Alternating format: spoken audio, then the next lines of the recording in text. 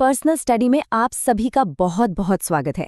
आज हम भारतीय संविधान के एक कह सकते हैं बहुत ही जरूरी हिस्से पर बात करने वाले हैं। एक ऐसा हिस्सा जिस पर अक्सर हम उतना ध्यान नहीं देते, और वो है हमारे मौलिक कर्तव्य। ये पूरी बात असल में अधिकारों और जिम्मेदारियों के बीच एक बैलेंस बनाने की है। और देखिए, ये सवाल हम सबके मन में कभी ना कभी तो आता ही है ना? कि भाई अधिकार तो हम सब जानते हैं, उनकी मांग भी करते हैं, लेकिन जब बात कर्तव्यों की आती है तो हम उन्हें कितना निभाते हैं, यही आज हमारी बातचीत का मेन पॉइंट है। तो जैसा मैंने कहा, ये सब कुछ एक बैलेंस के बारे में है। देखिए, जब हमारा संविधान बना था ना, तो उस वक्त मौलिक अधिकारों माने फंडामेंटल राइट्स पे बहुत ज्यादा जोर दिया गया था। लेकिन बहुत जल्दी ये महसूस होने लगा कि एक मजबूत देश बनाने के लिए सिर्फ अधिकार ही काफी नहीं है, जिम्मेदारियों का होना भी उतना ही बल्कि शायद उससे भी ज्यादा जरूरी है। इसको अगर हम आसान भाषा में समझें तो दो चीजें बिल्कुल साफ हैं।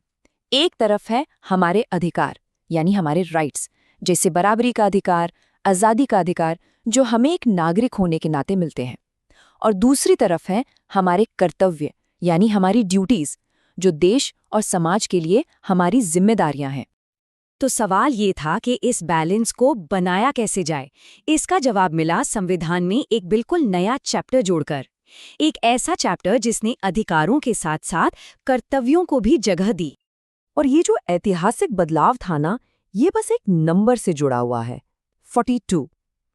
अब आप सोच रहे होंगे कि आखिर इस नंबर में ऐसा क्या खास है। खास इसलिए है क्योंकि ये था 42वां संविधान संशोधन। ये साल 1976 में हुआ था, और इसी अमेंडमेंट ने ऑफिशियली मौलिक कर्तव्यों को हमारे संविधान का एक अटूट हिस्सा बना दिया। और अगर कभी आपको ये देखना हो कि ये कर्तव्य संविधान में कहाँ लिखे हैं, तो याद रखिएगा, पार्ट 4A, आर्टिकल 51A, इसी जगह पर हमारे सारे फंडामेंटल ड्यूटीज लिस्टेड हैं। अच्छा, अब एक और दिलचस्प सवाल कि ये मौलिक कर्तव्यों का आइडिया आया कहाँ से। इसकी कहानी भी सच कहूँ तो काफी हैरान करने वाली है। यकीन मानिए, ये आइडिया लिया गया था पूर्व सोवियत संघ यानी यूएसएसआर के संविधान से। जी हाँ, ये एक काफी इंटरेस्टिंग फैक्ट है, और ये दिखाता भी है कि अच्छे विचार कहीं से भी लिए जा सकते हैं, है ना? तो चलिए अब सीधे मुद्दे पर आते हैं। आखिर ये मौलिक कर्तव्य हैं क्या? एक नागरिक के तौर पर हमारी कौन कौन सी जिम्मेदारियां हैं? हमारे संविधान में टोटल 11, जी हाँ 11 मौलिक कर्तव्य दिए गए हैं, और हर एक कर्तव्य हमारी एक अलग जिम्मेदारी को बताता है। चलिए इनमें से कुछ पर नजर डालते हैं, जैसे कि संविधान का पालन करना और उसके जो आदर्श हैं उनका सम्मान करना, भारत की संप्रभुता और अखंडता की रक्षा करना, सार्वजनिक संपत्ति को सुरक्षित रखना, हमारे प्राकृतिक पर्यावरण की रक्षा करना और उसे बेहतर बनाना, और साथ ही वैज्ञानिक सोच और मानवतावाद को बढ़ावा देना। ये तो बस कुछ उदाहरण हैं, लेकिन इनसे ही अंदाजा लग जाता है कि हमारी जिम्मेदारियां कितनी फैली हुई हैं और कितनी जरूरी हैं। पर बड़ा सवाल ये है कि आखिर ये कर्तव्य इतने जरूरी क्यों हैं? जवाब बहुत सीधा सा है, एक मजबूत और तरक्की करने वाले देश के लिए।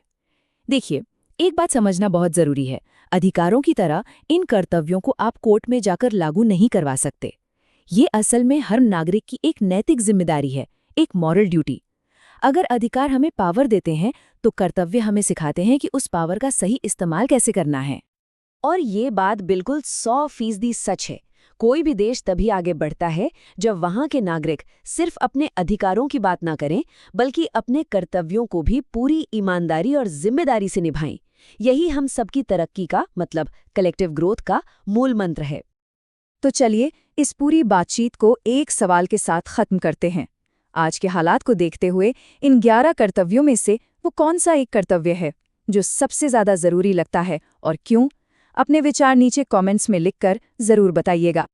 पर्सनल स्टडी पर हमारे साथ इस बातचीत में जुड़ने के लिए आपका बहुत बहुत शुक्रिया। हम बहुत जल्द मिलेंगे एक और ऐसे ही दिलचस्प टॉपिक के साथ।